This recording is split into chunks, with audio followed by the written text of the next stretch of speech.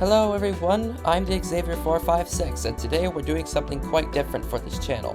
Today we're talking about the evolution of burning out in the Mario Kart franchise. Now for this one I am excluding Super Mario Kart, Mario Kart Tour, Mario Kart World, and any of the arcade games, because I do not have those games, nor do I know their boost mess-ups. But with all that said, let's get on with the show.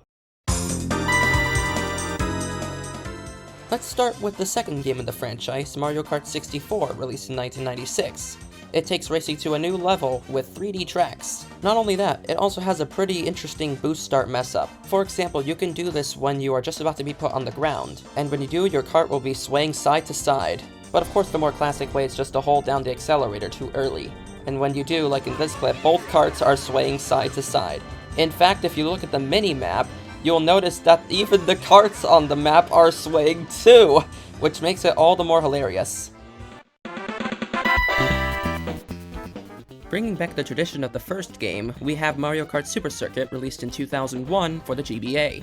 In this game, there's not a lot to be said here. We'll be honoring Yoshi for my gameplay of this video. As you can see, if you hold down the A button too early, you won't burn out, but you will start very slowly, and white screech effects will appear on your wheels. This one isn't anything huge, and it's probably the most boring burnout of the entire series, so we're gonna leave this one alone. Being the unique game it is with 2 players on one kart, Mario Kart Double Dash in 2003 has an interesting burnout, but it's a little boring too. Now I'm not entirely sure about the tactics of how you burn out in this game, but if you do manage to burn out, your kart will just not start at all, and your wheels will just stay put. I don't understand why this burnout exists, but this was before Mario Kart DS where the real things started to happen, which we will get to now.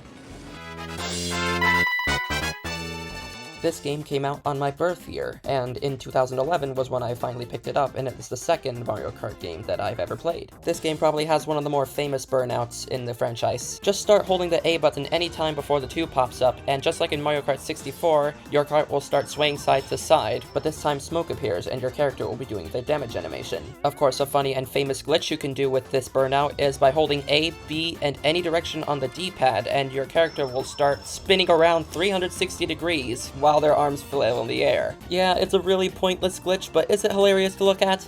Absolutely. Look at this.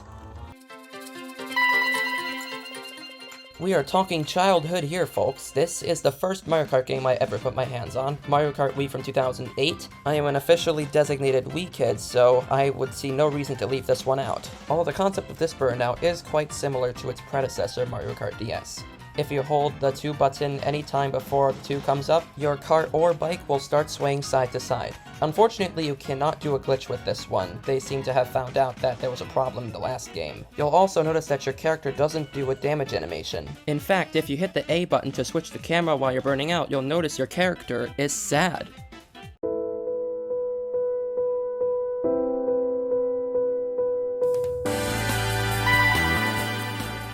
I haven't really played Mario Kart 7 as much until I got a 2DS in 2018, so let's dive and glide and burn out. Really, there isn't much to this one either. When you hold the A button right before the 2, your kart will just hop up for a second and smoke will appear.